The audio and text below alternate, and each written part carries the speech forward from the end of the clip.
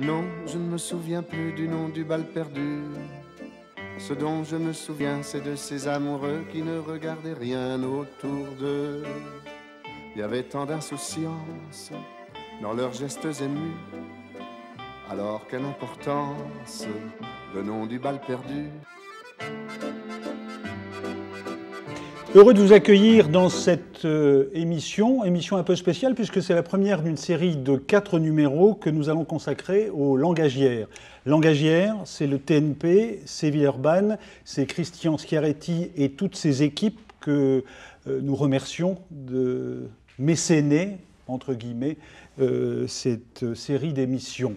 Que je vais commencer parce que ce sont des langagières et qu'il s'agit de mots, avec ceci, avec un texte que j'aimerais vous lire et qui dit ceci. « Il mange des frites, déclare-t-elle, et elle s'effondre sur une chaise de cuisine pour verser toutes les larmes de son corps, une bonne fois pour toutes. Après la classe, il va avec Melvin Weiner et se bourre de frites, Jack. Dis-lui, toi, moi je ne suis que sa mère. Dis-lui comment ça va finir, Alex, enchaîne-t-elle avec passion, tournée vers moi qui cherche à me glisser hors de la pièce. Tatélèbe, ça commence par la colique, mais tu sais comment ça finit ? Avec un estomac fragile comme le sien, tu sais comment ça se termine à la fin ? Tu porteras un sac en plastique pour faire ta grosse commission dedans. Qui, dans toute l'histoire du monde, s'est montré le moins capable d'affronter les larmes d'une femme ? Mon père. Et moi en second. Il me dit « Tu as entendu ta mère ? Ne mange pas de frites avec Melvin Weiner après la classe. » Ni après la classe, ni jamais, supplie ma mère. Ni jamais, dit mon père. Ni des hamburgers ailleurs qu'ici, adjure-t-elle. Ni des hamburgers ailleurs qu'ici, dit-il. Des hamburgers, répète-t-elle avec amertume, exactement comme elle dirait Hitler, dans lesquels ils peuvent fourrer tout ce qui leur passe par la tête. Et lui, il les mange. Jack, fais-lui promettre avant qu'il s'attire un terrible tsura et que ce soit trop tard. Je le promets, je hurle. Je le promets. Et me précipite hors de la cuisine. Pour aller où ? Quelle question. J'arrache mon pantalon et j'empoigne furieusement ce bélier délabré qui me donne accès à la liberté, ma pine adolescente, alors même que ma mère commence à appeler de l'autre côté de la porte de la salle de bain. Alors cette fois, ne tire pas la chasse, tu m'entends, Alex ? Il faut que je voie ce qu'il y a dans cette cuvette. Cette lecture en hommage à Philippe Roth, qui est mort ce mercredi à 86 ans d'une insuffisance cardiaque. Romans et nouvelles, c'était Philippe Roth dans la Pléiade, et c'est la plainte de Portnoy, avec comme sous-titre La branlette. Mes deux invités, il y en aura une troisième tout à l'heure, Ariane Dubillard, fille unique de Roland Dubillard. Mes deux invités, vous, Alban Gelé, vous êtes poète. Jean Rouault, vous êtes auteur de beaucoup de choses, pas seulement de romans, d'essais, et je ne suis pas sûr que le roman ne soit pas mort, vous concernant, de chansons, de documentaires, etc., etc. Mais je voulais, à l'un et l'autre, poser cette question qui me vient de Philippe Roth, qui est la question de la fin. Qu'est-ce qui se passe quand on n'a plus rien à écrire ? Roth a dit, il y a 5 ans ou 6 ans, j'arrête parce que ma veine est épuisée. Qu'est-ce que vous faites avec les mots qui arrivent, dont il va toujours en manquer un, ce que vous dites par ailleurs. Qu'est-ce que vous faites, vous ? Est-ce que vous, Jean, est-ce que vous, Alban, vous avez été un moment sans mots ? Et vous seriez arrêté Non, ça n'existe pas. C'était Claude Simon qui disait, on lui reprochait d'avoir écrit 3 fois la même histoire. Et il dit, vous n'allez pas remettre ça encore, si l'histoire c'est de la débâcle de juin 40 lorsqu'il est à cheval dans un régiment de dragons et qu'on les envoie charger les tanks de Guderian. Et d'ailleurs, il va le remettre une 4e fois dans le Jardin des Plantes, cette même histoire, et il répond, après l'écriture, il y a encore de l'écriture. C'est-à-dire que l'écriture est tellement fondatrice, est tellement là, tellement essentielle à un moment que si elle se retirait, c'est pas qu'il n'y aurait plus rien à dire, c'est qu'il n'y aurait plus rien à vivre surtout. Donc je vois pas trop, je ne sais pas trop ce que ça peut être. Alors peut-être que quand on se reverra, je vous dirai, mon Dieu, c'est affreux, je vous ai dit ça alors que je suis en panne sèche depuis. Mais j'ai 10 livres à écrire. Je pense à Roth, par exemple, qui dit à un moment, je peux vivre, mais je ne peux plus écrire en vivant, ou je ne peux plus vivre en écrivant. Peut-être que c'est ça à 80 ans, c'est possible. Mais là, j'ai encore un bon programme. On est les langagières 2018, TNP Villeurbanne, avec, c'est une quinzaine autour de la langue et de son usage. Et Alban Gelé, vous êtes cité en exergue, à tenir tête clairement, obstinément, parmi les trous dans le langage. Ça, c'est de vous. Les trous dans le langage, et s'il n'y avait pas de trous dans le langage, il n'y aurait pas d'humanité, c'est ce que dit Lacan par exemple. Mais pour vous, qu'est-ce que c'est que les trous dans le langage et cette apnée de Roth à un moment dans son écriture? C'est vrai que souvent écrire, pour moi, ça va avec respirer en fait. Il y a quelque chose avec ça, avec le souffle quoi. Et du coup, dans l'écriture, quand c'est en train de se il y a des espèces de trous, il y a des ruptures, il y a des reprises de respiration, des essoufflements, et puis tout ça, j'ai l'impression. Est-ce qu'il vous arrive de manquer de mots? De manquer de mots, non, pas de manquer de mots, mais de manquer d'air. Mais non, parce que les mots, justement, j'ai l'impression que ça...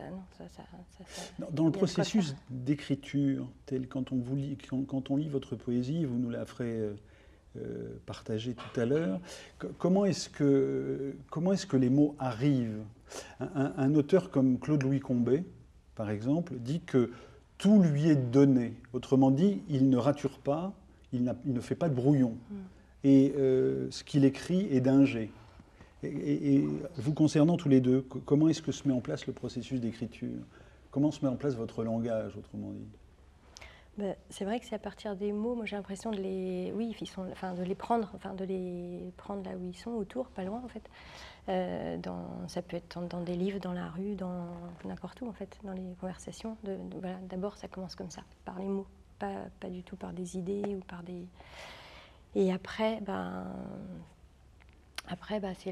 ça se met tous les mots qui se mettent à vivre ensemble et ça décompte à s'organiser. Ouais, et puis c'est vrai que c'est du temps. Moi, par contre, j'ai besoin de... c'est pas tout de suite comme ça. C'est du temps, beaucoup de temps. Et puis j'enlève, peut-être. Comment savez-vous que c'est fini? Parce que vous enlevez, on peut enlever, je peux. Il reste que la ponctuation, le point final. Au bout d'un moment, en fait, j'ai l'impression que je ne peux plus rien faire, quoi. Voilà, ça tient comme ça, et peut-être que si j'attendais encore, ça ne tiendrait plus, quoi. Mais il y a un moment où je me dis, ça tient comme ça y est, là, ça y est. Ça... Et vous, Jean, comment est-ce que vous travaillez quand vous écrivez des chansons? Vous avez écrit pour Jules Gréco, ouais. Pour Johnny Hallyday. Ouais. Vous avez écrit des romans, vous avez écrit des essais. Aujourd'hui, vous écrivez simplement. Oui, j'ai fait aussi des ballets où il n'y avait pas d'écriture. J'ai créé même une BD, une mégère apprivoisée au Bolchoï, et donc avec des danseurs russes et à partir d'une pièce anglaise, et sans qu'il y ait le moindre texte comme ça. C'est-à-dire que c'est au-delà de l'écriture, c'est un imaginaire. J'ai vraiment l'impression de vivre de cet imaginaire-là, d'être immergé dans cet imaginaire-là. Et quand on me sollicite pour quelque chose, c'est cet imaginaire-là qui propose. Alors si on me demande un texte, il va proposer du texte, mais ça, une fois, dans le cas de La Mégère, il y avait une pièce et il fallait la redistribuer, non seulement pour en faire une histoire pour un ballet, mais il y avait d'autres contraintes. Par exemple, vous ne mettez pas 2 solos à la suite ou 2 duos à la suite, etc. À un moment, il faut mettre tout le corps du ballet. Donc vous êtes obligé, avec ces contraintes-là, d'inventer une histoire qui ressemble quand même un petit peu à La Mégère.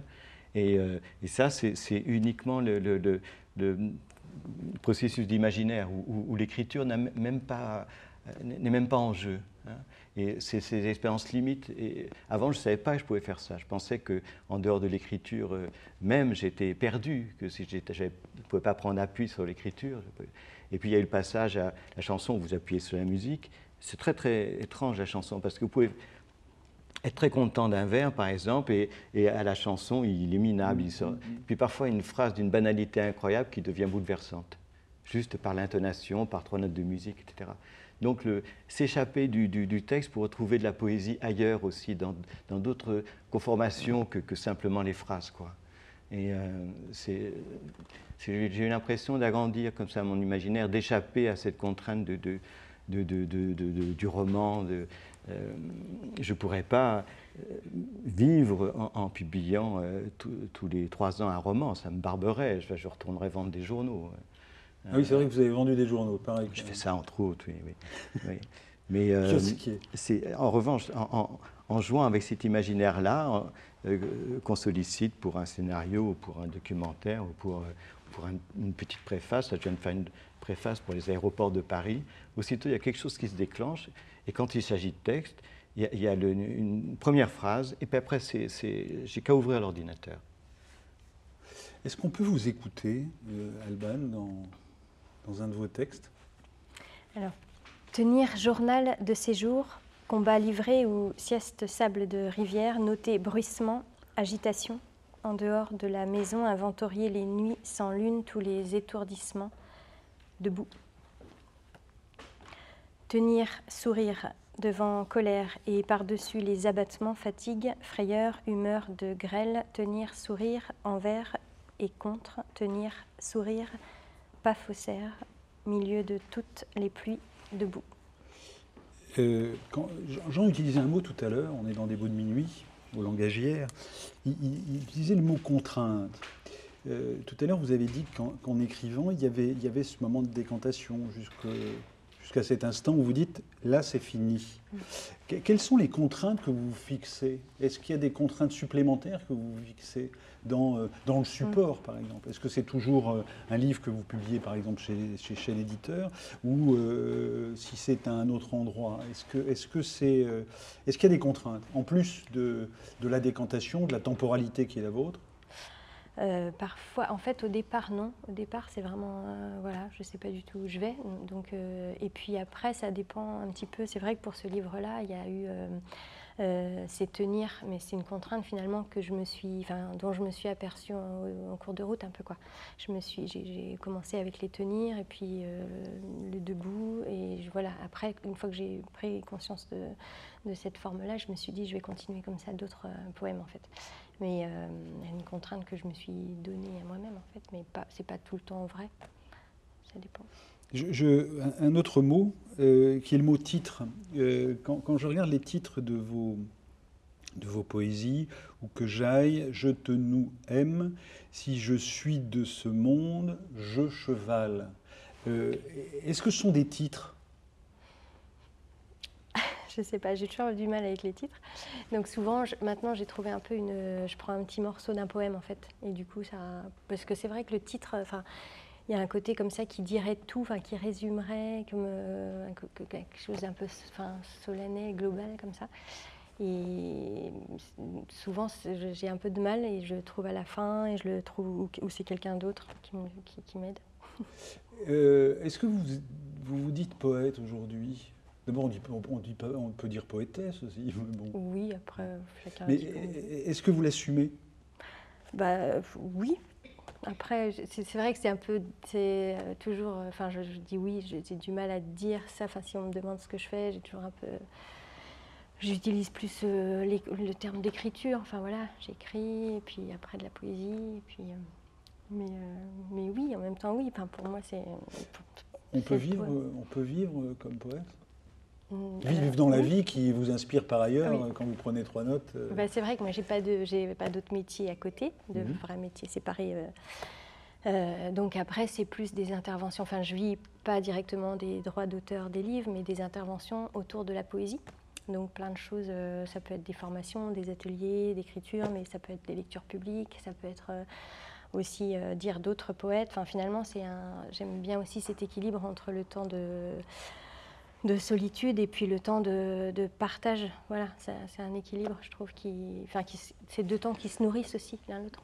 Je vais poser la même question à Jean dans une seconde, mais tout à l'heure, je vous ai vu ici au Langagière avec des manifestations extrêmement diverses. Il y a du cabaret, il y a des textes, il y a des rencontres en très petits comités. Vous aviez un public d'une dizaine de personnes. Est-ce que ces moments-là sont importants et qu'est-ce que ça permet? ce moment d'échange? Vous faites de la lecture, mais vous répondez aussi aux questions qui vous sont posées. Je sais, enfin, on écrit aux autres quand même. Enfin, on écrit, c'est une adresse pour moi. Enfin, de plus en plus, quoi. J'ai l'impression quand même d'écrire en m'adressant à pas forcément à quelqu'un, mais à dehors, quoi. Et du coup, là, c'est aussi enfin, concrètement vivre ça, accompagner ce temps-là. Et puis là, c'est vrai que c'était un tout petit comité. C'était finalement un peu plus impressionnant parce que je trouve que, enfin, du coup, on parle à des inconnus quand même, mais comme si on parlait à des... Enfin, c'est un peu étrange. En plus, il y a une proximité, hein. Vous êtes très très près de l'autre, donc c'est pas un vrai public. C'est un commensal. Enfin, bon. Oui, c'est comme une petite rencontre. Et vous, Jean, quel intérêt vous avez au public ou quelle attention est-ce que vous lui portez? Quelle importance ça a? C'est ce que dit Alban. De toute façon, c'est une adresse. Je n'ai jamais écrit un mot qui ne soit pas destiné à la publication. Et même quand je n'étais pas publié, c'était dans l'esprit de la publication, dans l'idée de la publication. Je n'ai jamais tenu un journal intime, par exemple. Journal intime, c'est exactement le contraire de l'offrande comme ça du texte, puisque vous écrivez ce qu'il y a de plus intime, vous le mettez dans un tiroir, fermez à clé, vous avalez la clé. C'est un digeste. Hein. Comment? C'est un digeste, la clé. Surtout si elle est un peu rouillée, on peut. Donc... Tétanos et tout. Et donc le texte, c'est véritablement l'offrande. Et le plus beau cadeau que l'on puisse nous faire, c'est quand cette offrande-là est reçue, qu'elle est commentée, et que vous avez ce retour extraordinaire. Et dans des rencontres comme ça, où il peut y avoir que peu de personnes ou plus, mais il y a toujours ce moment inouï où il y a quelque chose qui n'était pas prémédité, qui arrive et qui est comme une grâce, quoi. Voilà. Et après, vous repartez gonflé, et tout ce qu'on a pu vous dire de désagréable ou tout ce qui peut être désagréable dans le milieu, vous vous en fichez complètement. C'est dites une parole et madame sera guérie, quoi. Ici à Villeurbanne, au TNP, dans les langagières, vous donnez Stance. Qu'est-ce que c'est que Stance? Stance, c'est un recueil de textes organisé comme un journal, c'est avec des rubriques politique, économie, écologie, sciences, etc. Et chaque rubrique a un texte poétique et une chanson. Et le texte poétique, je ne suis pas poète, moi, comme Alban. C'est-à-dire que cette chose intime comme ça du poème, je n'ai pas ça. En revanche, le texte poétique, oui, je connais, et avec l'idée que la poésie avait aussi connu d'autres formes que cette forme intime et resserrée, qui était l'épopée, par exemple. Et donc, l'épopée avait cette capacité à dire le monde, à rendre compte du monde, et pas simplement de l'intime. Et donc, j'ai essayé de retrouver ça en compilant des textes que j'avais écrits à diverses occasions, mais sous cette forme poétique, c'est-à-dire affranchie du réalisme, affranchie de la syntaxe, avec... Mais comment peut-on parler d'Emmanuel Macron en s'affranchissant de la syntaxe? Eh bien, c'est tout le défi. C'était Céline qui disait « Chantez Beson, voici les preuves ». Donc, chantez Macron, voici les preuves. Laissons cette phrase en suspension. Est-ce que vous pourriez nous interpréter oui. un moment de Stance? Alors, c'est sur la rubrique communication, et la chanson, c'est évidemment sur ce monde qui ne fait que créer de la solitude, bien sûr.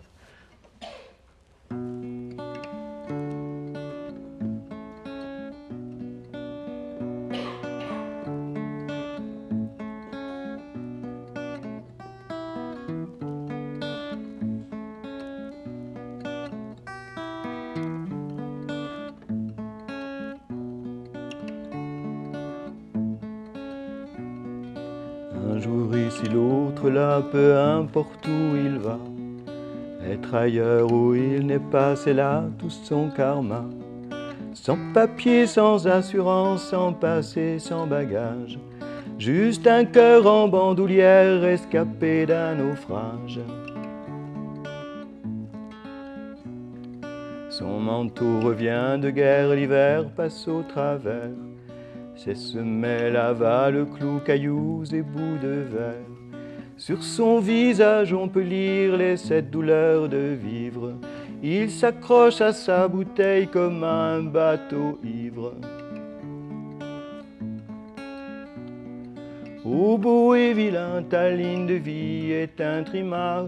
Toujours en chemin, ton horizon, un grand boulevard. Demain est un autre jour pour un nouveau départ. Mais pour toi, au bout, en direction de nulle part.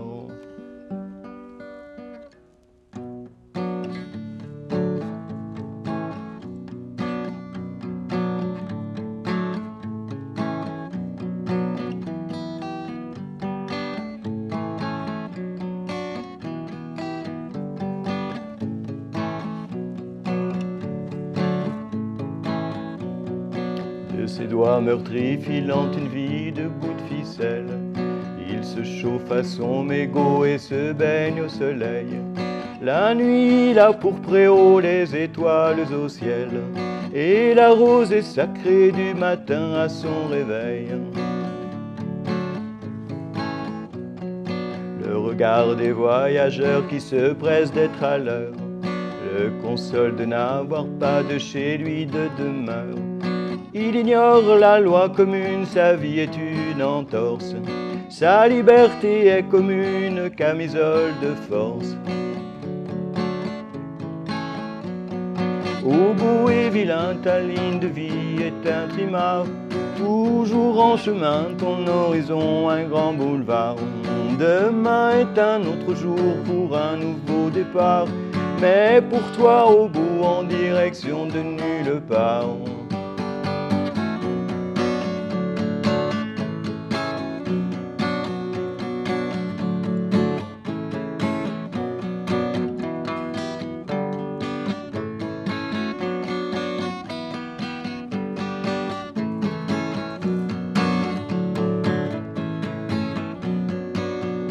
Cheminot a eu hôte de l'ôté. Cherche pain, cherche quoi, au beau cherche la beauté. Du temps comme il va, qui va, là va comme je te pousse. Qui le pousse au vent mauvais où l'herbe ne repousse. Ô beau et vilain, ta ligne de vie est un trimard. Toujours en chemin, ton horizon, un grand boulevard. Demain est un autre jour pour un nouveau départ. Mais pour toi, au bout, en direction de nulle part.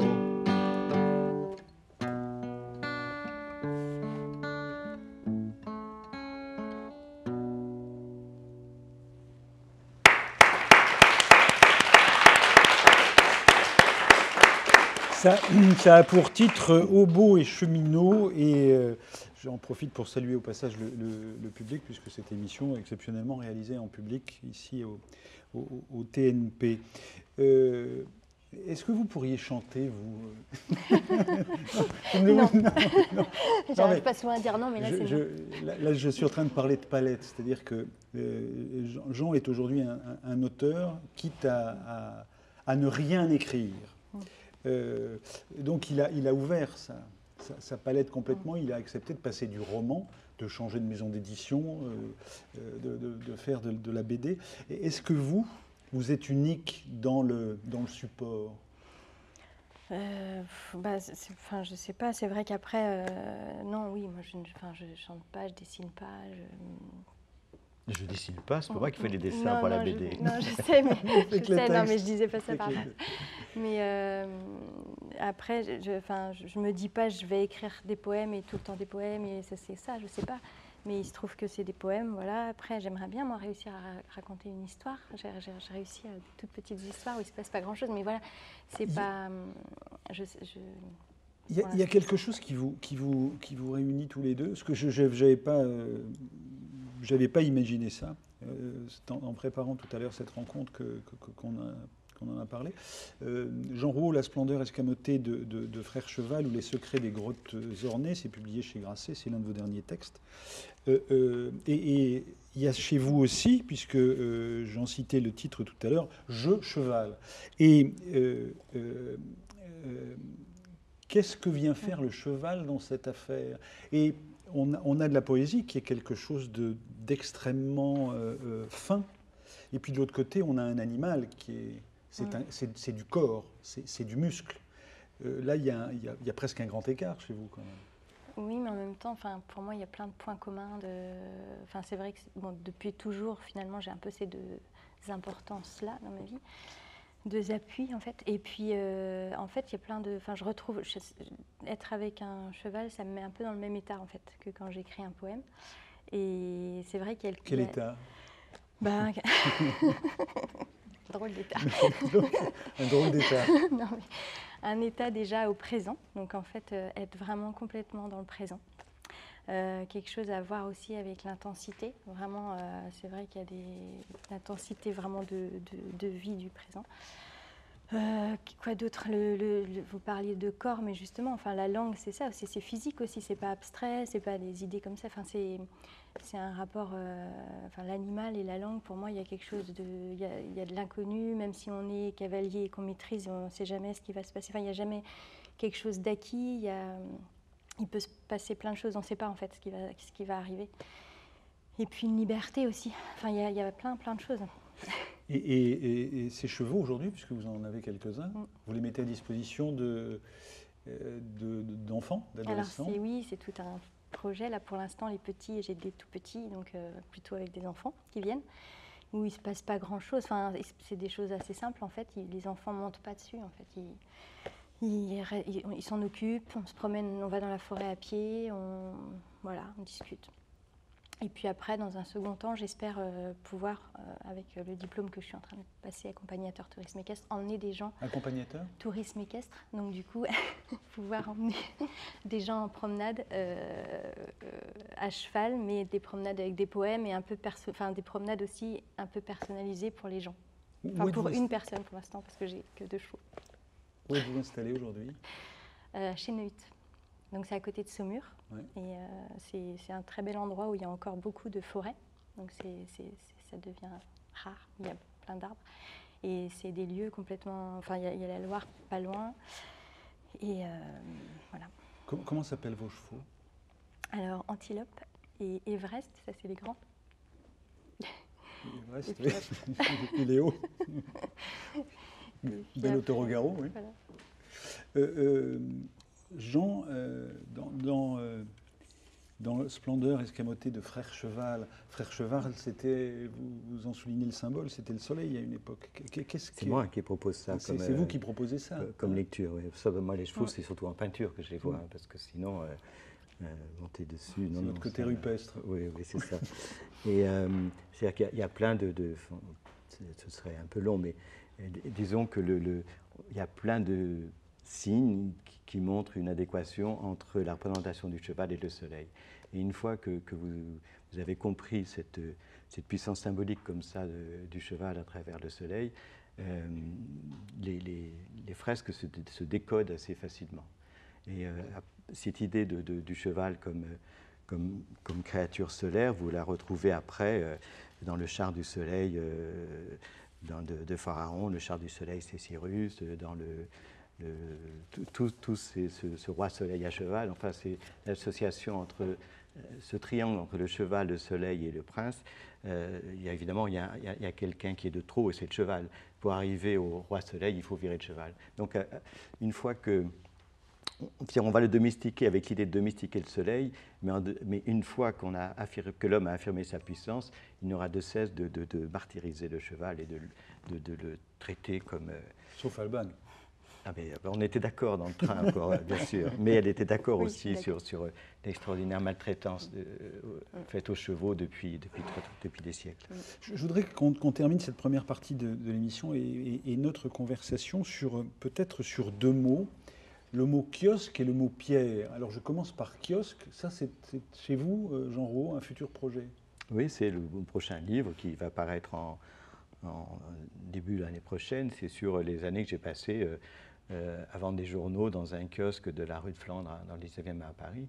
Et c'était quelque chose qui a été pour moi extrêmement formateur, libérateur, qui m'a aussi appris à une forme de réel et surtout à me confronter au monde. Et j'avais pas, moi qui étais timide, le monde arrivait, puisque quand on vient chercher des journaux, et c'était le monde entier, puisque le 19e était alors un lieu d'immigration formidable. Et la Méditerranée n'était pas encore un cimetière. La Méditerranée n'était pas, mais il y avait d'autres cimetières. Chacun arrivait avec son cimetière. Ceux qui arrivaient de Vietnam, ceux qui arrivaient du Liban, ceux qui après allaient arriver de Yougoslavie, d'Afrique. Enfin, le monde était un cimetière et le monde était en guerre et chacun se référait à une guerre. C'était toujours, et ça au début je disais, mais pour moi la guerre c'était la dernière guerre. Et quand il y avait des gens qui me disaient c'était avant la guerre, je disais, attends, ça marche pas, il est trop jeune pour ça ou il est trop jeune. Et en fait, chacun arrivait avec sa guerre. C'était la guerre du Vietnam, c'était la guerre au Liban, la guerre partout. C'était avant le Rwanda, évidemment. C'était avant le Rwanda, oui. Ouais. Mais il y avait déjà des... Alors, c'est un texte, parce que je sais que pour vous, la notion de roman est obsolète, mais que dit ce texte? Ce ne sont pas des souvenirs.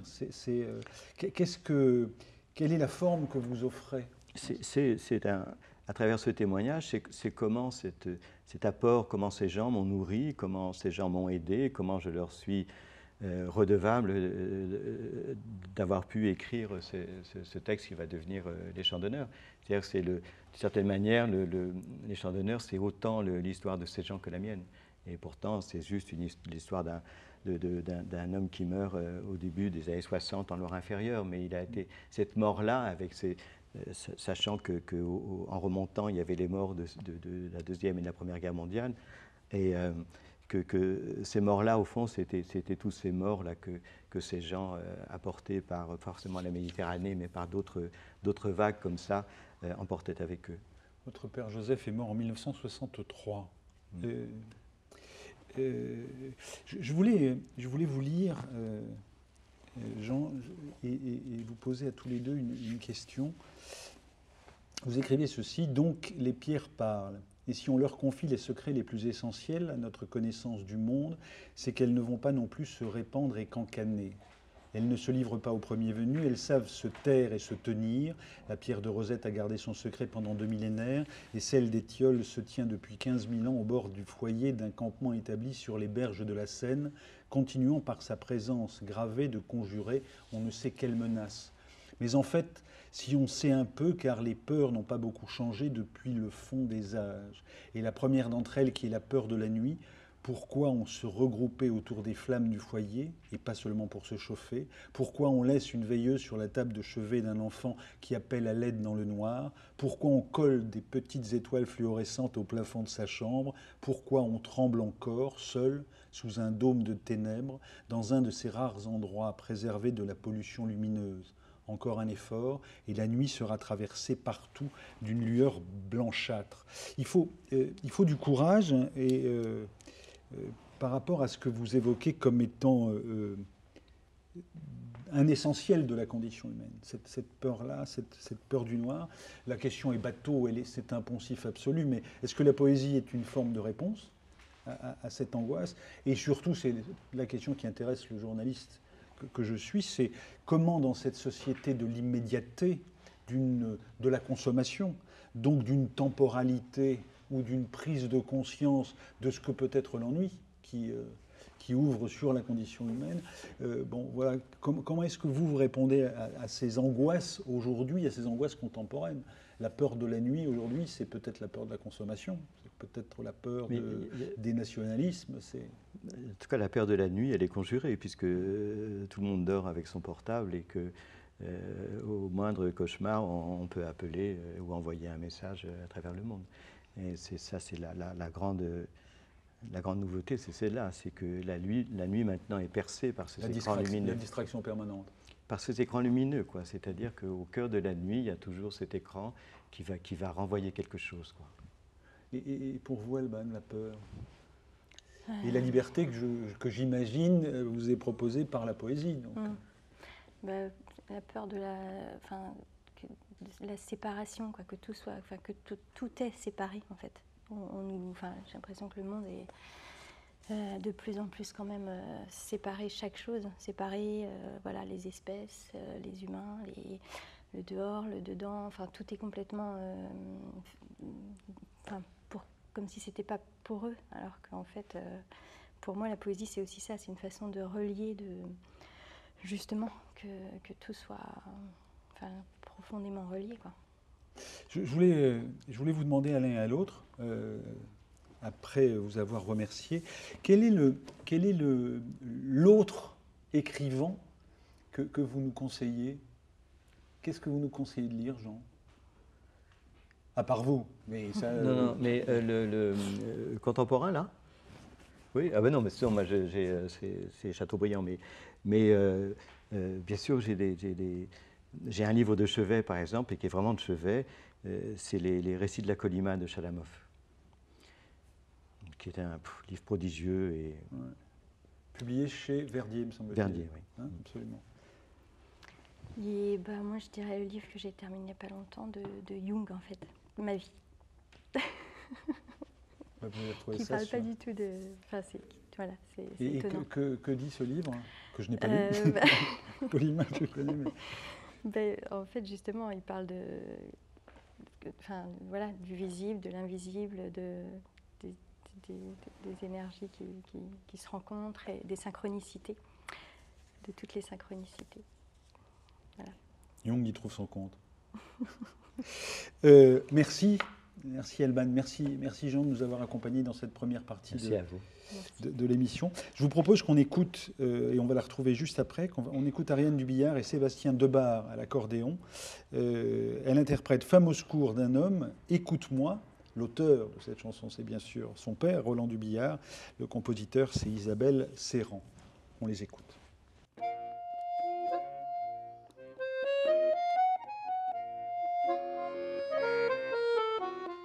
Écoute-moi, au creux de la bouée, j'ai mis mon amour dans le tien. Va, ton bonheur passé, mon bonheur, flotte là-haut dans la nuit pleine de l'enfance, d'un soleil petit, puis grand, puis disparu. Toi, ma seule rencontre dans le matin d'hier. Va, tu peux t'endormir. Va, nous pouvons-nous quitter pour descendre. Ta mort est dans ma mort. Va, quitte-moi plutôt, riche entre nous de tant d'absence. Les noyaux des pruniers se souviennent des fleurs. Écoute-moi, au creux de la bouée, j'ai mis mon amour dans le tien. Va, ton bonheur passé, mon bonheur, flotte là-haut dans la nuit pleine de l'enfance, d'un soleil petit, puis grand, puis disparu. Toi, ma seule rencontre dans le matin d'hier. Va, tu peux t'endormir. Va, nous pouvons-nous quitter pour descendre. Ta mort est dans ma mort. Va, quitte-moi plutôt, riche entre nous de tant d'absence. Les noyaux des pruniers se souviennent des fleurs. Les noyaux des pruniers se souviennent des fleurs. Accepte un bout du fil que tout le monde prend pour traverser la nuit. Tu vois, j'emporte l'autre bout. même enroulé autour de la colonne de la ville, dès mon réveil, dès ton réveil, ce fil me tirera de mon absence à ton sourire, à ta présence, et moi, je te dirai bonjour.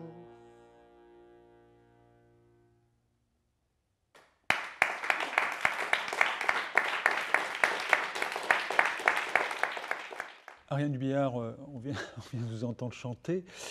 Ariane Dubillard, vous êtes comédienne, vous avez fait du théâtre, vous faites du cinéma, vous chantez, mais vous êtes aussi, peut-être et surtout, la fille unique de Roland Dubillard.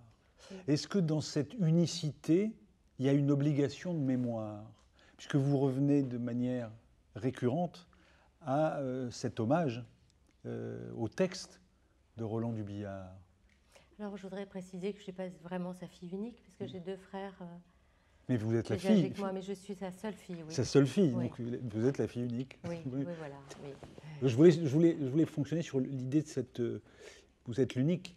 Oui. Hein, et est-ce que c'est une... Il y a un devoir particulier de mémoire? Ah non, c'est pas un devoir, je peux pas faire autrement. Mais j'appelle pas ça un devoir. C'est-à-dire, j'avais une relation extrêmement forte avec mon père, qui m'a élevée en effet seule, parce que j'ai perdu ma mère très, très petite. Et il m'a vraiment élevée, et c'est une relation énorme et qui a pris beaucoup, beaucoup de place dans ma vie. En plus, c'est indépendamment du fait que c'était mon père, j'aimais vraiment beaucoup ce qu'il écrivait, en plus. donc je me suis en effet nourrie beaucoup d'années de son écriture. J'avais envie, en plus, à partir du moment où il a eu son hémiplégie, j'ai eu envie de le chanter plus, en effet, de le faire découvrir dans sa partie plus intime, plus dans la partie poétique de son œuvre. Il est surtout connu pour le théâtre ou pour les dialogues, des choses rôles, voilà, surtout les dialogues. Et quand il a eu son hémiplégie, j'ai découvert les chansons qu'il avait écrites pour ma mère, qui était une comédienne donc morte très jeune, qui n'a jamais chanté ses textes. Et j'ai découvert ces textes et ils étaient tellement beaux que je les ai fait mettre en musique. Et c'est vrai que je suis un peu restée dans ce répertoire beaucoup, quoi. Ouais. On est dans les langagières, et vous êtes une habituée des langagières. Oui, enfin habituée, oui, disons ça que... fait plusieurs... je suis venue, oui. Vous êtes venu plusieurs fois, oui. invité par Schiaretti et Timéon. Oui. Je voulais faire une remarque, parce qu'elle... Alors, est-ce que c'est dans mon souvenir, nous avons fait, il y a très longtemps maintenant, une émission avec Roland Dubillard. Et à l'époque, il avait déjà fait son hémiplégie. Et il était entouré d'amis. On l'avait entouré d'amis. Oui. Et le souvenir que j'en garde, c'est que au début, tous ses amis, puisqu'il parlait lentement, tous ses amis parlaient à sa place. Et au fur et à mesure de l'émission, on a essayé de faire en sorte que ses amis parlent moins. Et lui a retrouvé, sinon, une fluidité de parole. Il a retrouvé une parole et il a pu... Et j'ai un souvenir attendri de ce moment où quelqu'un retrouvait un langage ou reconstituait son propre langage parce que les autres lui laissaient un peu d'espace. Quand vous parlez des chansons que vous avez découvertes, comment vous les découvrez? Je les ai trouvées dans un tiroir, dans son appartement où il n'était plus, parce qu'il ne pouvait plus y habiter, parce que c'était un 6e et 7e étage. Donc en haut d'un immeuble et voilà, j'y ai habité quelque temps et dans un tiroir, il m'a dit tu vas trouver les chansons que j'ai écrites pour ta mère, et c'était des textes absolument magnifiques, donc voilà, je les ai chantés après, mais là ce que je fais au Langagières cette année c'est un petit peu différent puisque j'ai écrit un texte moi-même après sa mort. J'ai mis assez longtemps à l'écrire, j'avais beaucoup de choses à raconter évidemment sur notre relation. Bon, ce n'est pas vraiment un texte sur lui, en fait. Ça s'appelle Ma chanson de Roland. Quelles sont les 2 ou 3 choses importantes que vous dites de cette relation fille-père? Qu'est-ce qui vous semble puisque vous avez eu besoin de l'écrire, et 2, qu'est-ce qui a structuré le texte? Qu'est-ce qui structure le texte? Ce qui a structuré, c'est que je me suis rendu compte, à un moment, je suis partie dans une grande errance.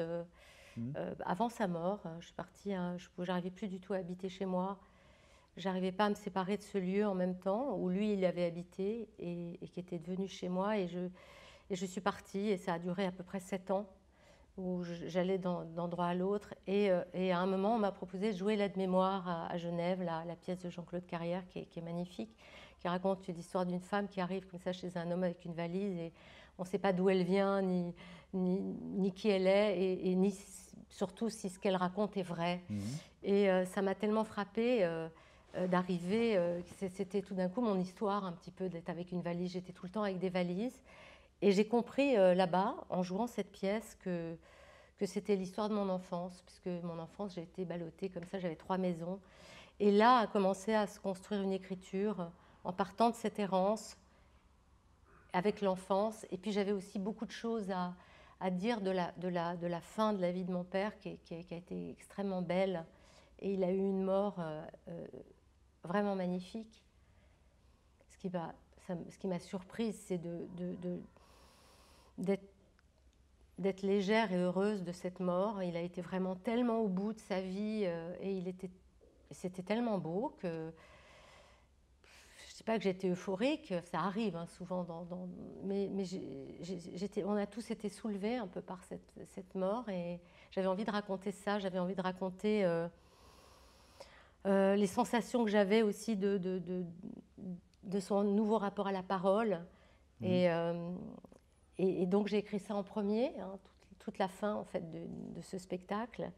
Et puis après j'ai écrit l'enfance et puis l'errance, et puis voilà. Et puis j'emmène les gens avec moi dans ma vie, avec toujours ce fil de cette relation un peu exagérée, quoi. C'était trop cette relation avec mon père. Je l'ai trop aimé, mon père. Et on s'est énormément aimé. Mais c'est beau en même temps. C'est-à-dire qu'il m'a pas non plus, ça m'a pas empêché de vivre ma vie de femme. Enfin, c'est juste une très très belle histoire d'amour, très forte, et je veux qu'elle soit, que c'est ça que j'ai envie de dire, oui, c'est pour l'éternel. Oui, oui, c'est pour sûr. L'universel. Quoi. Oui. Sur cette, vous avez parlé d'errance, c'est un mot que vous avez utilisé tout à l'heure. Dans votre parcours, il y a à la fois des choses qui ont à voir avec le spectacle et des choses qui n'ont pas forcément à voir avec le spectacle. C'est-à-dire que vous avez appris les langues, le chinois, oui. Vous avez vécu 2 ans en Chine. Oui, un peu plus de 2 ans en Asie. Alors il y a eu les marionnettes aussi, mais bon. Oui.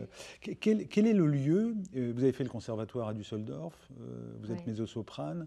Quel est le moment de votre activité qui vous semble le plus juste aujourd'hui, le plus pertinent ? Entre la chanson, la comédie, le théâtre, le cinéma, la Chine ? Non, la Chine, c'est plus vraiment... C'est plus ça. C'était une vie antérieure, vraiment. Je ne crois pas que je retournerai en Chine. J'ai compris en partant en Chine que j'avais un rapport surtout émotionnel aux gens et aux choses, et que j'ai très vite compris que je ne deviendrais pas sinologue, que ce n'était pas mon destin, que c'était juste une manière de me décaler, de partir loin pour essayer de me trouver en dehors de ce père. Puis au bout d'un moment, je me suis rendu compte que c'était une illusion, que je ne pouvais pas continuer comme ça à fuir. Enfin, cela dit, j'ai continué après pas mal à fuir, mais en même temps, ce qui me semble le plus pertinent pour moi, c'est tout ce que je fais en ce moment, en fait. Il n'y a pas une activité plus pertinente que l'autre. Ce spectacle, j'aimerais bien le donner vraiment, que ça tourne. C'est le tout début. Hein. On essaie de on le commence. On a joué, je crois que demain, ça va être la 4e fois ou la 5e fois, donc c'est peu. Mais je l'aime bien, je crois. Je crois que je vais découvrir plein de choses en tant que comédienne. Et puis le chant, la chanson, hein, parce que moi je me suis surtout orientée vers la chanson. Après, le chant classique, j'en ai fait un petit peu, mais après je suis trop une comédienne dans l'âme pour être une chanteuse classique, une chanteuse d'opéra. J'ai trop besoin du rapport à la voix, à la parole parlée. Vraiment, c'est pas la même façon d'articuler. C'est pas, donc je me sens moi davantage une comédienne, mais le chant, oui, c'est important pour moi aussi, bien sûr. Tout est important, ce que je fais en ce moment. Pour terminer notre conversation et ce premier numéro de de cette série qu'on consacre aux langagières au TNP à Villeurbanne. Il y a une question sur... quand vous dites quel est le moment de la langue qui est pour vous le plus important? Est-ce que c'est quand vous écrivez ce texte? Est-ce que quand vous apprenez un autre texte, quand vous l'appropriez? Vous préférez écrire ou apprendre? Là, j'ai vraiment aimé l'écrire, en tout cas. Je ne sais pas si j'en écrirai un autre, mais j'ai vraiment adoré écrire ce texte. Parce que, évidemment, maintenant, c'est très condensé, parce que c'est un spectacle qui dure 1h10. Mais j'ai énormément d'écriture. J'ai aimé ça, oui, j'ai aimé cette errance et partir écrire, oui, j'aimais beaucoup ça. Je reste sur l'errance et sur cette femme qui arrive avec une valise, qui revient avec une valise. Est-ce qu'il y a un déclencheur du moment où cette femme, donc vous, se dit je ferme la valise et je rentre ou je reviens? Qu'est-ce qui fait qu'à un moment c'est possible ce retour? Il y en a eu plusieurs, hein, ouais. des tentatives de retour, et puis peut-être c'est l'âge. Peut-être c'est l'âge, c'est vieillir, et que peut-être que maintenant je peux lâcher des valises que je n'arrivais pas à lâcher avant, et voilà, les poser, ouais. Et puis dernière question, et je vous remercierai. Quel est on demande aux gens qui participent à cette conversation ici à Villeurbanne, quel est le conseil de lecture, le conseil de langage qu'ils nous donnent? Pour vous, ce serait quoi aujourd'hui? Le conseil de lecture? Relire les dialogues, mais pas forcément de Roland Dubillard, mais quel est le dernier livre qui vous a marqué? Moi, je sais par exemple Le Lambeau de Philippe Lançon est un livre qui m'a estomaqué. Oui. Parce que c'est un don à la littérature, c'est un don à la condition humaine, voilà. Donc, quel est le texte? Mais ça peut être un texte ancien, pas forcément, que vous conseilleriez à notre public ou aux gens qui nous regardent? Il y en a plusieurs. J'étais très touchée de savoir que Charles Juliet était là aux Langagières. Vous êtes lectrice de Charles Juliet? Terriblement, oui. On le reçoit dans 3 jours. J'ai adoré L'année de l'éveil, par exemple. Ça, c'est un très très beau livre. Où il raconte son parcours d'enfant de troupe. J'ai été extrêmement touchée par ce livre et par tous ces livres. Et son journal. Sûr. Oui. Et son journal aussi, oui. Et puis Lambeau aussi. Lambeau, c'est très beau aussi. Oui. C'est Charles Juliet qui a 2 mai. Oui, c'est merveilleux. Une qui est morte en hôpital psychiatrique parce qu'elle était dépressive pendant la Deuxième Guerre mondiale. On a déjà eu l'occasion de voir ça avec lui. Merci. Voilà. On dit merde, on peut dire merde, puisque c'est le début d'une longue série. De ma chanson de Roland, c'est ça que j'étais en train de chercher. Merci beaucoup. Merci à vous. Merci beaucoup. Non, je ne me souviens plus du nom du bal perdu. Ce dont je me souviens, c'est de ces amoureux qui ne regardaient rien autour d'eux. Il y avait tant d'insouciance dans leurs gestes émus, alors quelle importance le nom du bal perdu.